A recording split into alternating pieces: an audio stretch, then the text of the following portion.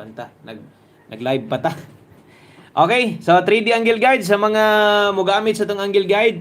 So mo ni ang plastada o sunda lang yun yung tulo lang yun ka pamaagi. No? Step number 1. Mo na itawag na to. Pag bulusot gani dire, mo ingon gina sila. So salamat sir Koy, humay kayo.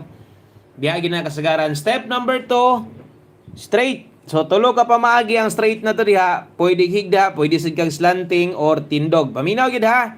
So mo na step number 2 na to. Basi ganahan kag mayon ani. Pero gatong mga di sad yun ganahan yun ani.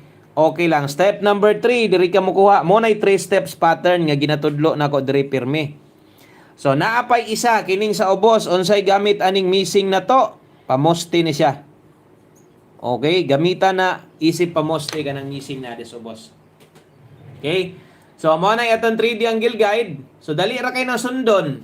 O trohon ako ingon aning porma, pwede